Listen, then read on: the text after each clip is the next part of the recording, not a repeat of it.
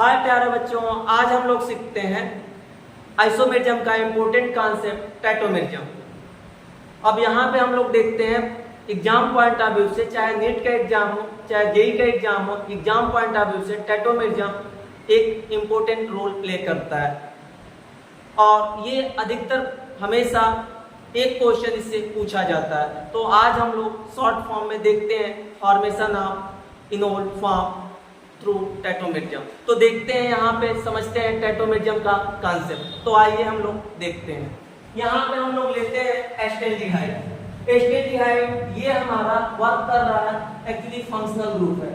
Functional group से जो carbon attach होता है उस कार्बन एटम को हम लोग नाम देते हैं अल्फा कार्बन, और उस कार्बन से जितने हाइड्रोजन अटैच होते हैं उनको नाम देते हैं अल्फा हाइड्रोजन। तो फिलहाल में इस एल्डिहाइड ग्रुप से डायरेक्टली एक ही कार्बन अटैच है, इसलिए हम लोग यहाँ पे नाम देंगे कि इसके पास एक अल्फा कार्बन है, और इस कार्बन से 3 H अटैच है तो हम लोग नाम देंगे कि इसके पास 3 अल्फा हाइड्रोजन है।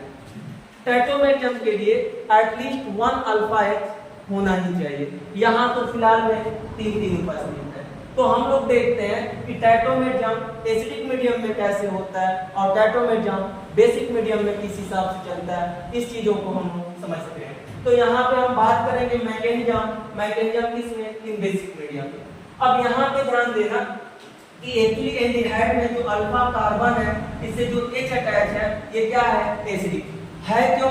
क्योंकि यहाँ से अगर H निकल रहा है तो जो निगेटिव चार्ज बन रहा है ये क्या हो रहा है, रेजोनेंस स्टेबलाइज हो रहा है। अगर ये रेजोनेंस स्टेबलाइज हो रहा है तो इस H की एसिडिटी बढ़ रही है। तो यहाँ पे बेस क्या कर रहा है, इस H को निकाल रहा है। यहाँ पे बेस जैसे H को निकाला, यहाँ पे बना निगेटिव चार्ज, ये निगेटिव चार्ज रेजोनेंस स्टेबलाइज हुआ और यहाँ से पहुंच गया किस एटम पे, ऑक्सीजन एटम पे।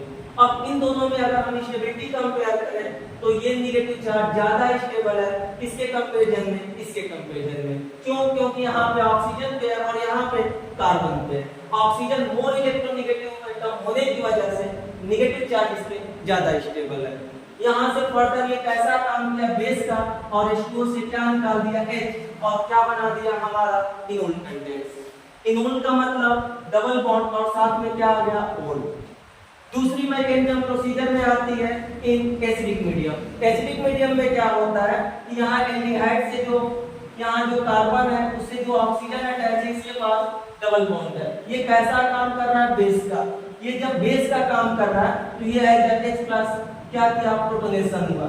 जैसे H प्लस हमारा प्रोटोनेट हुआ, इस H की एसिडिटी इंक्रीज हो गई। यहाँ पर H2 एक्चुअली वीक बेस है, फिर भी ये इतना स्ट्रॉन्ग हो गया कि यहाँ से क्या हुआ, H निकाल लिया।